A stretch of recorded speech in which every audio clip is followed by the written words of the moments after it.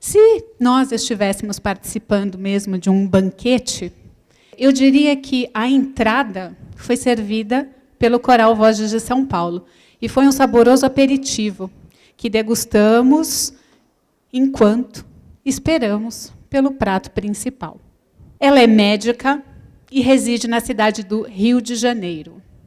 Espírita de berço, filha de Geraldo Guimarães, um dos muitos filhos de Divaldo Pereira Franco, e de Ana Jaicy Cardoso Guimarães.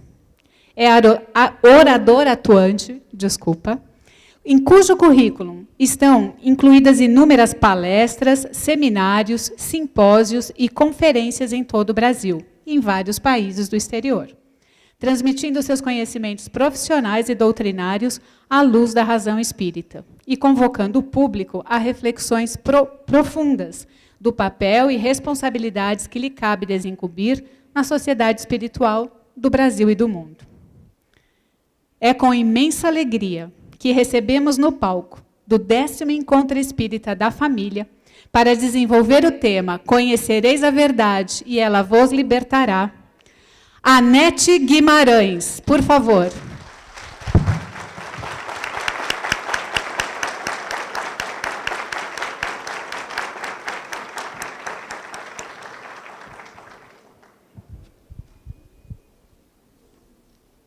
Nós gostaríamos também de convidar para subir ao palco, se sentar conosco, Sidney Batista, presidente da USE Distrital. Por favor, suba ao palco, se sente conosco.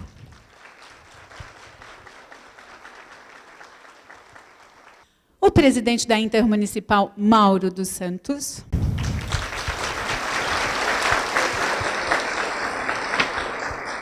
O senhor Vladinei Lopes da Costa.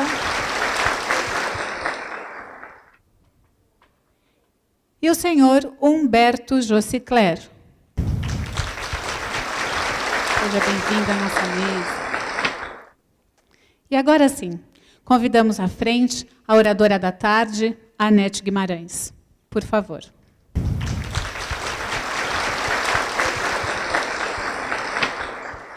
Uma boa tarde a todos. É um prazer e uma alegria estar com vocês na tarde de hoje. É um tema muito interessante, o encontro da família.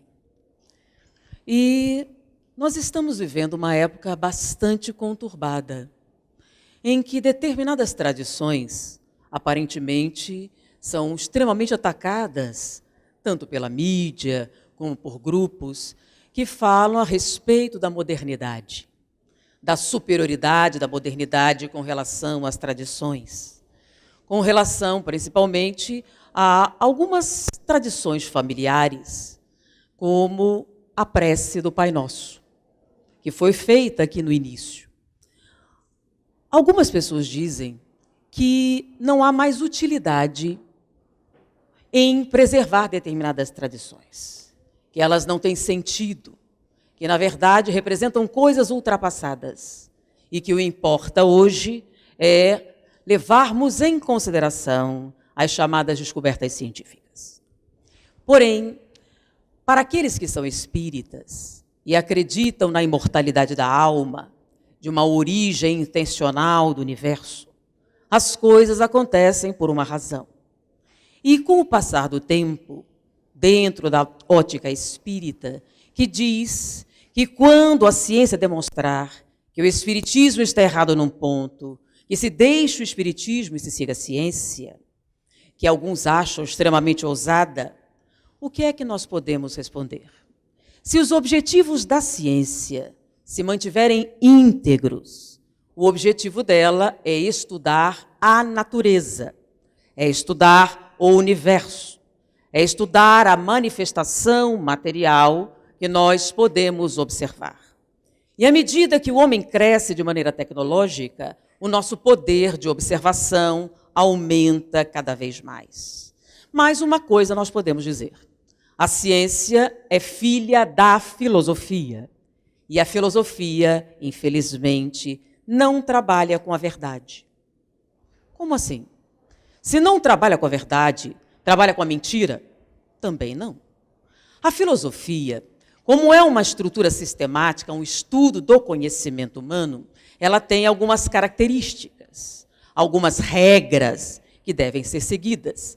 E o significado restrito das palavras é essencial para que se produza pensamentos filosóficos.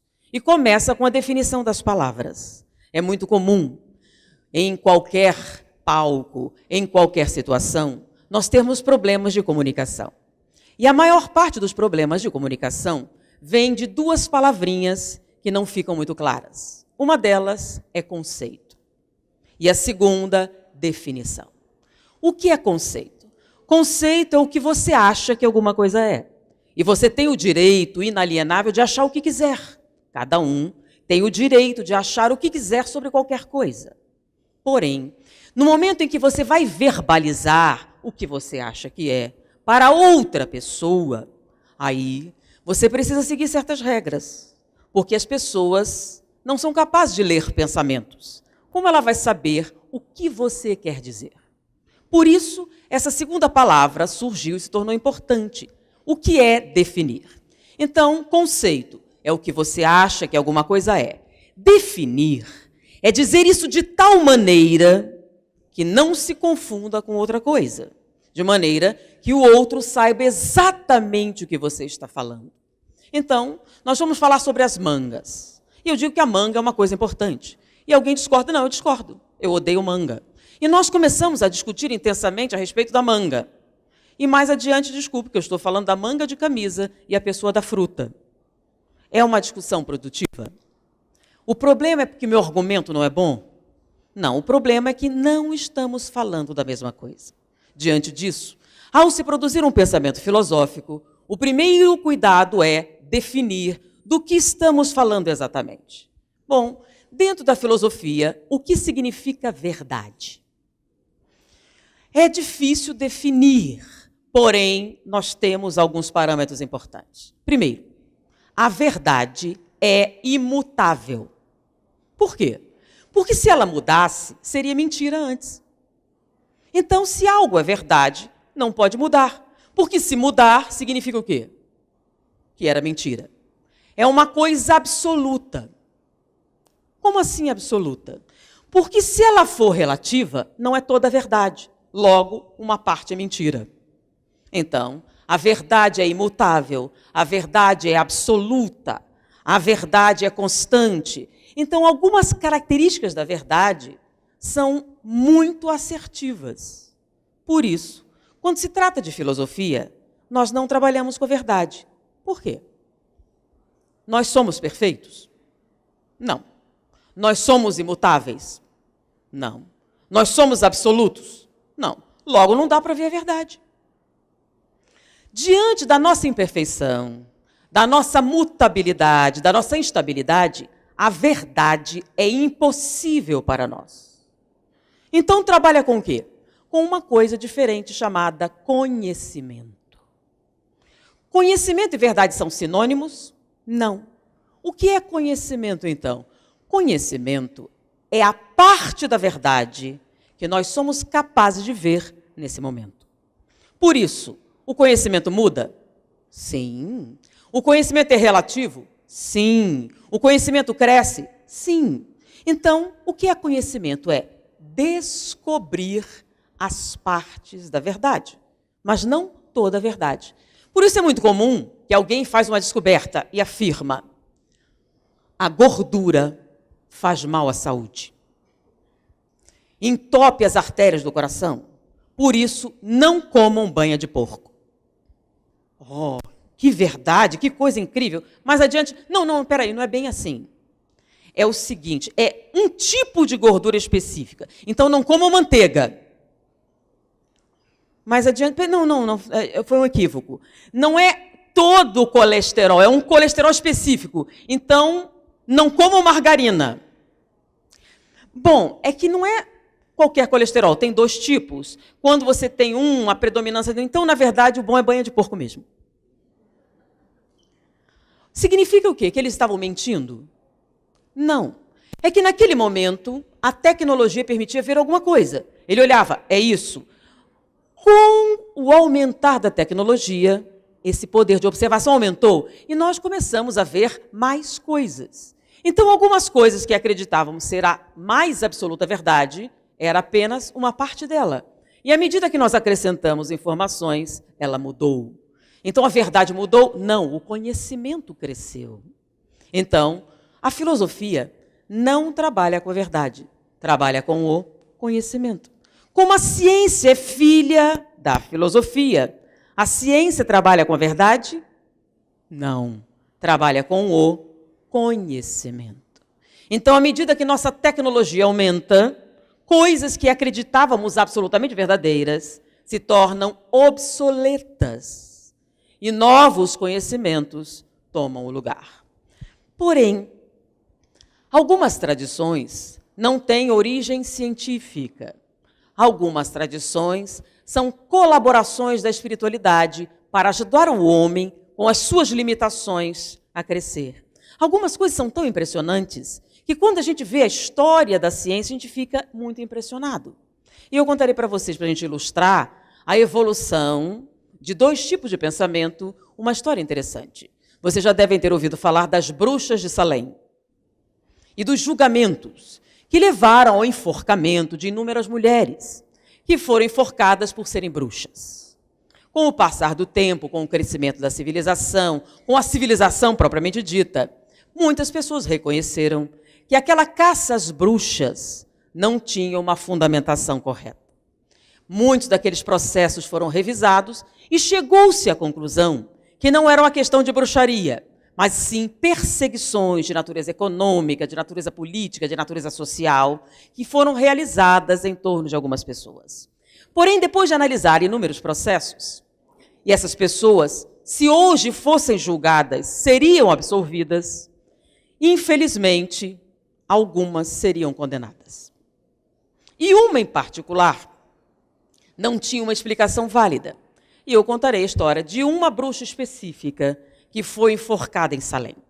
E a história dela era a seguinte: uma mulher que era mãe de 5 filhos, que morava próxima à costa, foi perdendo um a um para a pneumonia. A pneumonia, naquela época, era uma doença mortal, consumia os pulmões. Como ela era causada por bactérias, não havendo medicação, porque o tratamento seriam antibióticos, era comum levar à morte, principalmente crianças. E ela já havia perdido 4 filhos, e seu último filho estava com pneumonia, que naquela época era uma consumpção dos pulmões. Mas ela ouviu falar que havia uma feiticeira num determinado lugarejo e que essa feiticeira era capaz de curar a doença. Contra a vontade do seu marido, ela foi procurar a bruxa e a bruxa lhe deu uma infusão que ela deveria dar à criança em determinados momentos e ela o fez, oculta do marido, e a criança curou-se da pneumonia. Uma amiga que estava com o mesmo problema, a sua criança tinha pneumonia, foi falar com ela e ela contou da feiticeira. E naquela conversa, o marido ouviu e tomou conhecimento que ela, contra a sua vontade e das autoridades, havia procurado uma feiticeira. A amiga foi procurá-la e o marido a seguiu, acompanhou. E lá, ouviu a conversa em que ela prometeu, num momento depois, que ela lhe daria o remédio, que ela ia prepará-lo. E ele seguiu a feiticeira e viu que ela esperou uma noite de lua cheia, se dirigiu ao cemitério. À meia-noite, raspou o túmulo do magistrado-chefe. Dali, obteve alguma coisa, fez uma poção e deu à mulher. E aquilo curou a criança. Bom, cemitério, meia-noite, lua cheia, só pode ser o quê? Bruxa. E hoje ela seria acusada de bruxaria. Mas bruxaria cura pneumonia? O que ela deu à criança? Então, no livro A Estarrecedora História da Medicina, vocês podem acompanhar esse fato. O que ela deu à criança? Primeiro, o que tem no cemitério? corpos em decomposição. E os corpos humanos em decomposição produzem um gás específico, tá? Enxofre e ácido sulfídrico. E o solo de um cemitério é rico nessas composições. O túmulo do magistrado-chefe era o único que tinha autorização para ser feito de mármore, que costuma reter umidade. Lua cheia.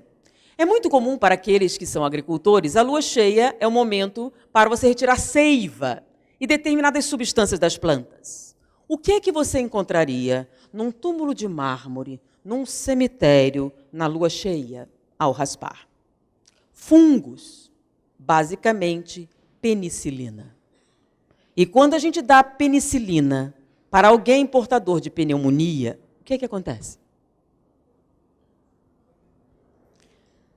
Ela era uma bruxa ou alguém muito avançado no tempo que sabia das propriedades antibióticas de certos fungos. Se vocês não sabem, né? Antibióticos são feitos a partir de... E foi assim que eles foram descobertos. Então, o que ela dá à criança? Penicilina. Mas a pergunta, como ela sabia? Como essas informações passavam? Era muito comum pajés, pessoas primitivas, terem contato com as forças da natureza e, a partir daí, trazerem informações. Mas hoje, através da tecnologia, nós podemos o quê? Identificar o que havia por trás de uma coisa aparentemente mágica. E quais seriam as suas funções? Por quê? Porque o conhecimento avança. Mas o fato de não termos tecnologia para termos a chance do conhecimento não significa que fôssemos órfãos do auxílio. A primeira medicação que o homem usou na Terra, vocês sabem qual foi? Aspirina. A aspirina é o remédio mais antigo da humanidade. O homem de Neandertal já usava aspirina. Como é que é? Sim, eles encontraram em sítios arqueológicos a primeira medicação, a mais antiga de todas, aspirina. Da onde? O que é aspirina? É o ácido acetil salicílico. E onde a gente encontra o ácido acetil? Vocês sabem de onde veio, ele é sintetizado, né? Mas a sua origem está na casca do salgueiro. Você retira a casca do salgueiro e dentro dele é uma seiva que, quando seca, produz um pó. E se você pôr na boca, tem gosto de melhoral. Que, na verdade, aquele pó é ácido acetil salicílico. Então, como eles sabiam das propriedades da casca do salgueiro e da dedaleira e de outras plantas que deram origem à maior parte dos medicamentos que nós sintetizamos em laboratório hoje em dia? Que nós hoje tiramos da flora e mesmo da fauna, venenos, etc., que foram obtidos através de indígenas, de florestas, de conhecimentos mágicos de determinadas tribos e que hoje são usadas como anestésicos, como remédios para o coração, como os mais variados tipos de tratamento. Mas como começou? Informações aparentemente mágicas e que hoje sabemos não serem mágicas no seu conteúdo, mas cuja origem não podemos identificar com precisão. Então, quando a gente fala de ciência, não estamos trabalhando com a verdade. Estamos trabalhando com o conhecimento.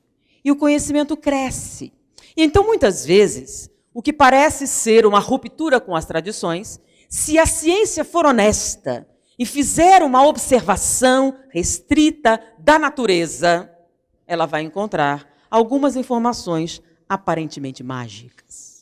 E a gente começa com uma tradição que muitos pais usam, mas que muitos, hoje em dia, por uma série de fatores, não reconhecem na sua devida importância. Então, eu vou perguntar para vocês, quem ensinou o Pai Nosso para os filhos? Levanta o braço.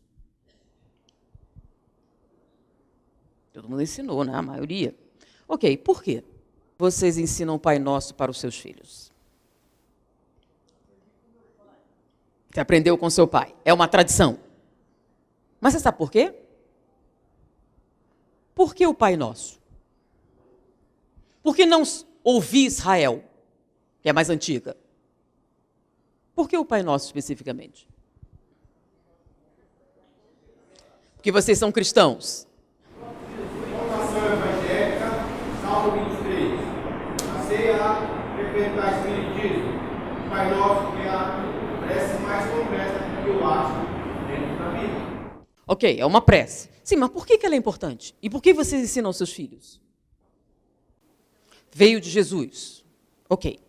Então, Jesus ensinou uma prece. Mas já haviam preces antes dessa? Então, por que ele ensinou uma prece nova? Sim, perguntaram para ele. Qual a maneira correta de se referir ao Pai? E aí ele respondeu, fazer assim. E ensinou o Pai Nosso. Vocês acham importante? Vocês se consideram cristãos? Ih, não senti firme. São cristãos? Ok, são cristãos. Então, Jesus ensinou essa prece, o Pai Nosso. Ela é importante. Muito pouco. Seria a maneira correta de se referir à divindade. Então, ela tem um significado. Grande ou pequeno? Grande. E vocês sabem qual é?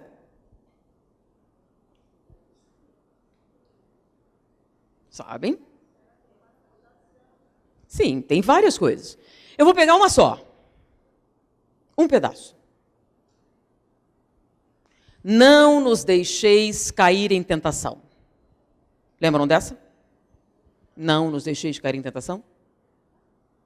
Bom, se Jesus colocou isso na prece, e você se refere à divindade e diz, não nos deixeis cair em tentação, é porque é importante. Muito pouco. Então, é muito importante não cair em tentação, certo? Ok, e o que é tentação? Porque se você não sabe o que é tentação, como é que você vai saber o que você tem que evitar?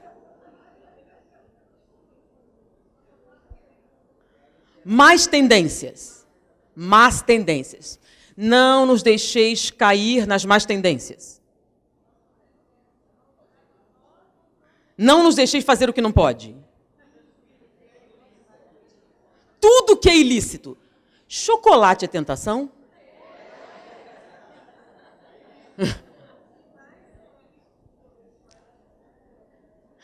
Uma coisa ilícita é uma coisa ilegal, né? Sexo é ilegal? Sim. Então não devemos fazer. Não devemos. Qual seria a proporção, então? Ele explicou? Então, não devemos comer chocolate. Nunca. Não devemos fazer sexo. Nunca. Não devemos tentar ganhar dinheiro. E agora? Vocês caem em tentação? Então, é só uma alegação folclórica. Vocês não ligam para isso. É só tradição. Depende. Então, sexo é ou não é tentação? É. Então não deve fazer. Porque ele não foi. Ele disse assim: não nos deixeis cair em tentação de vez em quando. Foi isso? Não. É não nos deixeis cair em tentação nunca. Dependa. Então, não nos deixeis cair em tentação dependendo da circunstância. Faltou essa parte.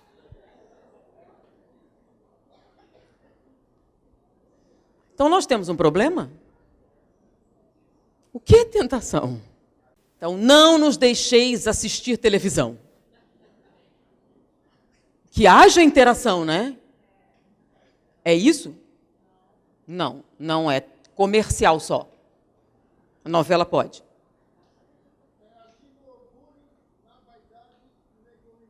Era mais fácil ele dizer, não nos deixeis cair no orgulho e na vaidade do egoísmo. Que o pessoal já sabia. Mas por que ele usou tentação, então? Porque mais adiante, livrai-nos do mal. É redundante. Se é a mesma coisa, por que fala duas vezes? Ele ficou se repetindo muito? Não. Ele ficava se repetindo, falando a mesma coisa? Não. Ele falou uma vez só, né? Ele era bastante... Não nos deixeis cair em tentação. E livrai-nos do mal. Não tem as duas coisas? O mal, vocês sabem o que é, certo? O problema é a tentação. O que é tentação? Aí o que significa? Nós nos apegamos à tradição e esquecemos para que serve. Qual é o significado dessa prece? Quando ela nos foi dada, ela tinha um objetivo? Qual o objetivo? Ajudar o ser humano no seu crescimento espiritual. Mas está servindo. Se você não sabe o que é tentação, você não nos deixeis cair em tentação. De vez em quando. E aí você pensa em chocolate, aí você pensa em sexo. Não, Deus perdoa. E deixa para lá. Mas eu acho que ele não deixou muita margem. Não nos deixeis cair em tentação. Quando? Nunca.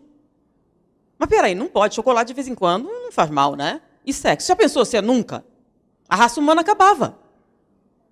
E agora? O que é tentação? Eu sempre recomendo a todas as plateias que eu já estive hoje um livro. Eu acho um dos livros mais importantes já escritos. Chama-se O Dicionário.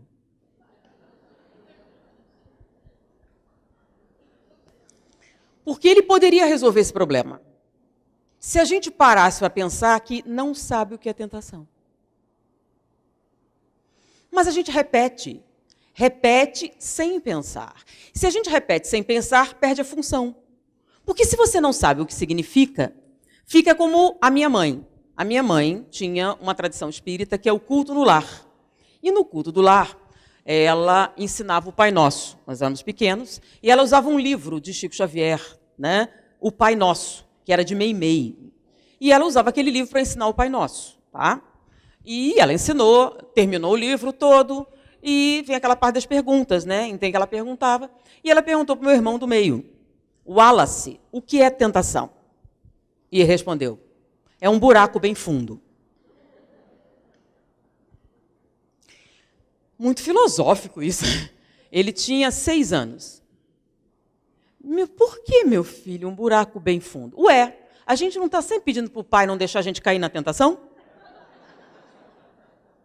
Na mente dele, não nos dê, é um buraco monstruoso, você vai morrer se cair lá, alguma coisa assim. E na mente dele, toda vez que ele ouvia, era aquilo. É isso? É um buraco bem fundo?